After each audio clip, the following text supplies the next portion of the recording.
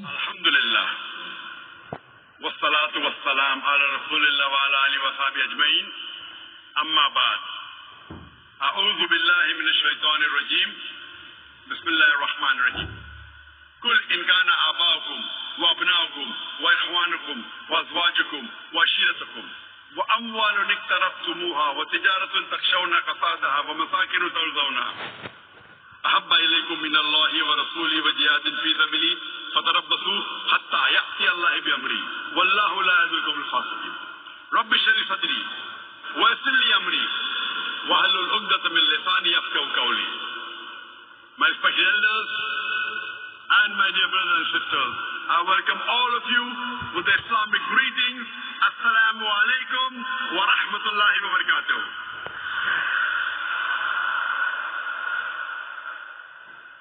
It's a pleasure and honor for me to be back in Nigeria after 10 years. And this is my second trip to Abuja and the second trip in this Velodrome Stadium.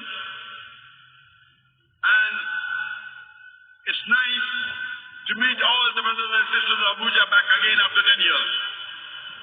Before I dwell into the topic of today, I would like to speak a few words regarding our brothers and sisters in Palestine.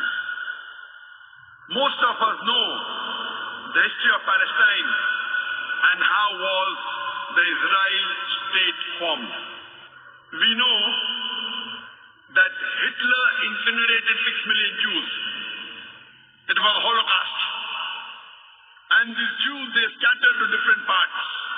And many of them, they came to Palestine, and our Muslim brothers in Palestine gave them shelter.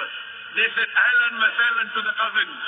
The Jews are the cousins of the Muslims, the Arabs. The Palestinian Arab Muslims, they welcomed their cousins, the Jews. They gave them shelter, they gave them protection, and they allowed them to come to the land. But unfortunately, several years later, the same people who were refugees, they kick out the host out of the land. Imagine the owner of the house is kicked out, and now when the Palestinians are fighting for their rights, they're screaming that this is our land. These Israelis and the Westerners, they're calling them as terrorists. There is a saying in Hindi, Ulta chor kotwal ko date. That means the robber is scolding and blaming the policeman for the robbery he has done. And we know this is common, that those people who are in power, they control the media. And as you know, the media can convert black into white, day into night, hero into a villain, villain into a hero. So today the media, the international media, most of them, they are painting as though these Palestinian Muslim brothers and sisters who are fighting for their freedom, they are being called as terrorists. And this is common, we know that in history.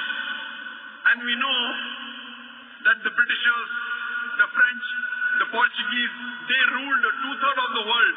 They occupied 2/3 of the world. And the biggest people who did maximum atrocities in the world are the Britishers. But they change the history and they tell, we have gone to different parts of the world to uplift them. They did nothing but robbed many countries of the world. They looted many countries of the world, including the country where I was born, that is India. And when people fought for their freedom, we know Bhagat Singh, he was a great freedom fighter. These Britishers at that time, they called him as terrorist number 1. But we Indians, we called him as a freedom fighter. We had to respect him, we had to revere him.